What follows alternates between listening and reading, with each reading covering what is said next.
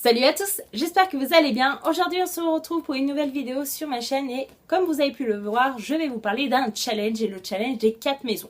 Donc si vous ne connaissez pas ce challenge, en gros il a été créé par Bulle de mots, donc vous pourrez trouver en barre d'infos le lien vers sa chaîne YouTube. C'est une booktubeuse tout comme moi qui vous parle de livres et je vous la conseille fortement parce que c'est une fille que j'adore et que je regarde à chaque fois ses vidéos et voilà, donc je vous la recommande. Et du coup depuis l'année dernière, depuis l'été 2016, elle a décidé de créer le challenge des 4 maisons. Donc c'est un challenge qui représente un petit peu la saga d'Harry Potter puisque les 4 maisons de Poudlard vont s'affronter dans un marathon de lecture. Donc il faut savoir que ce challenge commence le lundi 31 juillet et se termine le 14 août. Oui, je sais, cette vidéo est un petit peu en retard de 2 jours, mais n'hésitez pas à participer si vous en avez envie, si vous vous sentez capable. Voilà, hein, on peut commencer même 2 jours après. Moi personnellement, là actuellement, nous sommes le lundi 31 juillet et j'ai encore rien commencé niveau lecture. Donc vous voyez, vous n'êtes pas tout seul en retard. Et donc ce challenge se déroule donc sur 15 jours et le but c'est de valider le challenge de 2 façons possibles et du coup de rapporter le maximum de points à sa maison. Donc moi par exemple je fais partie de la maison Pouf Souffle, donc j'espère que cette année on pourra gagner puisque l'année dernière il me semble que c'était la maison Serre d'Aigle qui avait gagné. Mais bon, hein, pas tout le temps les mêmes chaque année, hein, faut pas abuser non plus. Et donc, du coup, je vais vous présenter les 2 modalités pour valider le challenge et ma pile à lire. Donc, il y a 2 possibilités pour valider ce challenge. C'est soit vous lisez les 7 livres, tout simplement. Vous lisez 7 livres et ça va rapporter 50 points à votre maison. Ou alors, vous décidez de lire un ensemble de 4119 pages qui représente le nombre total de pages de la saga Harry Potter quand on additionne toutes les pages de tous les tomes. Et du coup, là, ça valide 100 points. Donc voilà, l'année dernière, j'avais tenté les 4119 pages et je me suis rendu compte que c'était juste horrible. Enfin, j'y suis pas arrivée et du coup, j'étais déçue. Donc autant miser peu, essayer de lire 7 livres en 14 jours quand même. Et pourquoi pas après additionner les points en fonction des différentes catégories. Et je vous les présente dès maintenant. La première catégorie que j'ai choisie, il s'agit de relire un Harry Potter et donc j'ai choisi Harry Potter et la Chambre des Secrets de J.K. Rowling, publié aux éditions Gallimard. J'avais lu le tome 1, donc Harry Potter et à l'école des sorciers, l'été dernier pour le challenge des 4 maisons et donc pourquoi pas lire ce tome 2 cette fois-ci. Et puis bah, on sait jamais s'il y a 7 éditions du challenge, et ben à chaque fois je lirai un tome différent. Ça peut être cool, donc je vous présente pas ce que c'est, hein, tout le monde connaît, hein, c'est un livre populaire on va dire, et du coup si j'arrive à lire ce bouquin là, en plus d'avoir lu les 7 livres, du coup en fait, voilà, il faut lire les 7 livres pour apporter 50 points à votre maison de Poudlard, et en plus en fonction des livres que vous choisissez, ça peut rapporter des points supplémentaires, donc là par exemple c'est 10 points. La deuxième catégorie que j'ai choisie pour ce challenge, il s'agit du filtre d'amour. Donc en gros, on doit lire une romance, une histoire d'amour. Et donc j'ai décidé de lire Texte ouvert de Lindsay Summers, publié aux éditions Michel Lafon. Il faut savoir que c'était une histoire qui était à la base publiée sur Wattpad apparemment et qui a été du coup éditée chez Michel Lafon. Donc en gros, ici on va suivre une histoire d'amour de 2 adolescents. Donc la jeune fille va se trouver par hasard avec le portable d'un autre et du coup le garçon a le portable de la jeune fille. Et donc ils vont devoir se rééchanger leur téléphone, mais il y a un petit souci, c'est que le garçon doit absolument quitter la ville pendant une semaine, donc ils vont devoir attendre une semaine pour pouvoir se refaire l'échange de portable, et du coup pendant cette semaine-là, ils vont essayer de se connaître, ils vont se découvrir, et apparemment il va se passer pas mal de choses très intéressantes, et du coup ce roman va traiter un petit peu de la relation amoureuse à travers un écran. Est-ce que c'est possible de tomber amoureuse de quelqu'un que l'on n'a jamais rencontré? Donc je trouvais le résumé plutôt alléchant, et je trouve que le thème est plutôt original, donc pourquoi pas. Pourtant vous savez que les histoires d'amour et les romances ce n'est pas mon grand kiff, mais je trouve que le résumé est plutôt bien, donc pourquoi pas. Et donc si je lis ce bouquin et que je valide le challenge, il me rapportera 5 points. Troisième catégorie de ce challenge, j'ai choisi Horcrux. Donc ici, il faut lire un livre qui fait partie d'une saga. Et donc j'ai décidé de lire le tome 2, Les Perfectionnistes de Sarah Shepa, publié aux éditions Pocket Jeunesse. Tout simplement parce que j'ai lu le tome 1 début juillet et j'ai adoré et j'ai envie de savoir la suite. Et qu'en plus de ça, il n'y a que 2 tomes. Donc au moins, la saga sera terminée. Donc si vous ne connaissez pas un petit peu cette saga, c'est l'auteur du coup de la saga Les Menteuses et du coup de la série télé Pretty Little Liars que j'adore et du coup je voulais voir ce qu'elle nous réservait dans cette nouvelle saga et c'est un petit peu le même genre, donc si vous aimez Pretty Little Liars, vous pouvez foncer les yeux fermés, ça vous plaira. Donc ici on va retrouver un groupe d'adolescentes qui ont toutes été assez humiliées par le même garçon du lycée. Donc c'est un gars très beau, très populaire et en fait il se sert des filles comme de la merde. C'est-à-dire qu'une fille lui plaît, il va sortir avec 2 ou 3 jours et puis quand il en aura marre, il va la jeter comme de la merde, il va en prendre une autre, etc. Donc elles sont toutes un jour ou l'autre humiliées par ce gars-là et donc elles vont décider de se venger.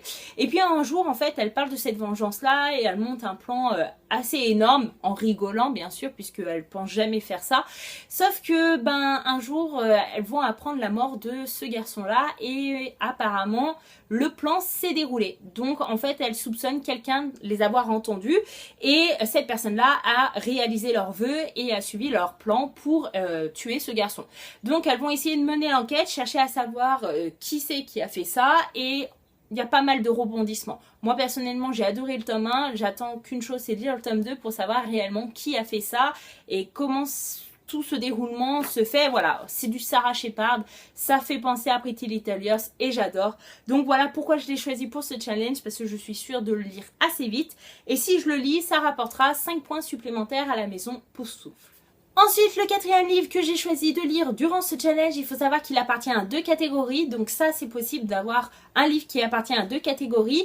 Donc en gros, ça rapportera un peu plus de points que si il faisait partie que d'une seule catégorie. Donc la première catégorie, il s'agit du basilic, donc un livre qui nous pétrifie. Et la deuxième catégorie, c'est Harry Potter et l'enfant maudit. Donc en gros, c'est un livre dont on a beaucoup entendu parler et dont on attend beaucoup de choses. Et donc j'ai choisi de lire pour ces 2 catégories-là Hortense de Jacques Expert, publié aux éditions Sonatine. Donc si vous connaissez pas ce bouquin, ici on va suivre une femme qui s'appelle Sophie, qui est maman d'une petite fille de 3 ans qui s'appelle Hortense. Et donc elle élève seule sa fille puisqu'elle s'est séparée du père qui était assez violent. Sauf que à l'âge de 3 ans, il me semble, le père arrive chez Sophie et va lui enlever sa fille devant ses yeux et elle ne reverra plus jamais Hortense. Et donc on est en 2003 ou un peu plus, donc 20 ans plus tard quand même, après la disparition de sa fille, et du coup Sophie n'a jamais fait le deuil de Hortense, tout simplement parce que voilà, elle n'est pas décédée, elle a juste été kidnappée par son père, et du coup jusqu'au jour où elle va croiser une jeune femme qui lui fait vraiment penser à Hortense dans la rue, et donc elle va décider de la pister, de la suivre, etc., et donc de monter un plan pour rentrer en relation et en contact avec cette jeune fille, et chercher à savoir si c'est vraiment sa fille ou non.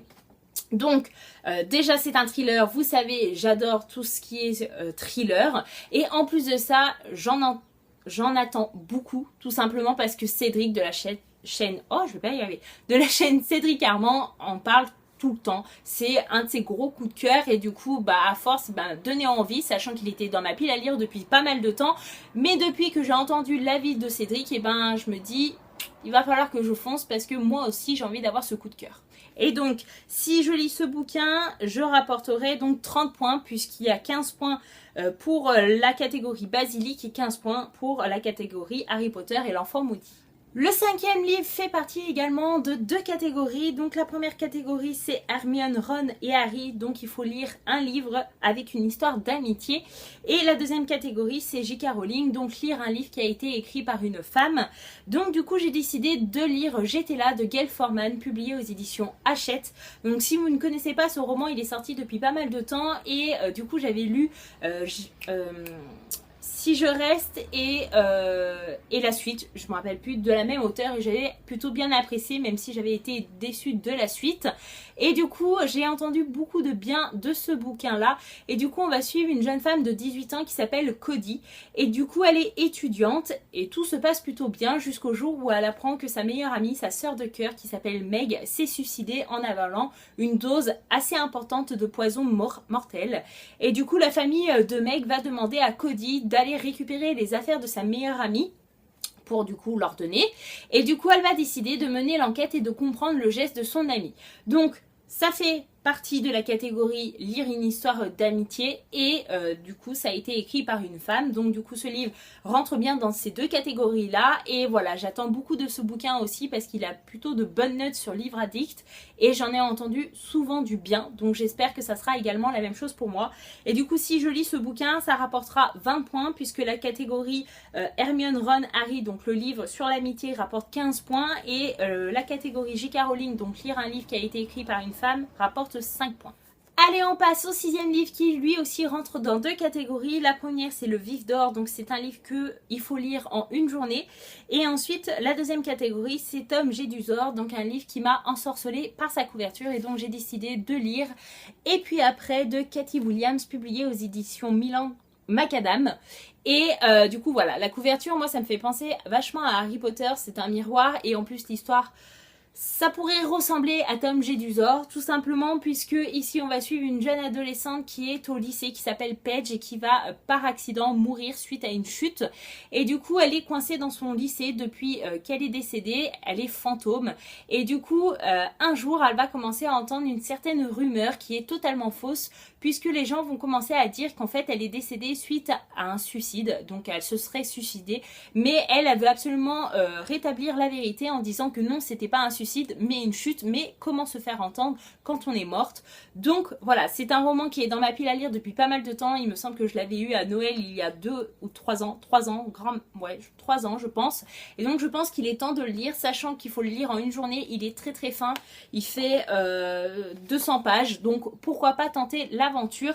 Et du coup si je lis ce bouquin ça rapportera 25 points puisque le fait de lire ce bouquin en une journée ça rapporte 20 points à la maison Pouf Souffle et Tom Jedusor, donc un livre qui m'a ensorcelé par la couverture, c'est 5 points.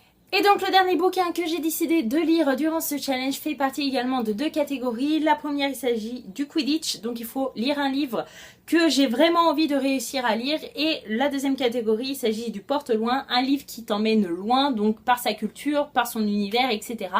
Donc j'ai décidé de lire pour ces deux catégories La Route Sombre de Magian, je pense que ça se prononce comme ça. Donc c'est un roman pas très gai, hein, vous allez vous en douter. En fait, en gros, on va suivre un petit peu la vie des femmes en Chine. Vous savez qu'en Chine, les femmes ne sont pas forcément les bienvenues, on préfère les garçons aux filles.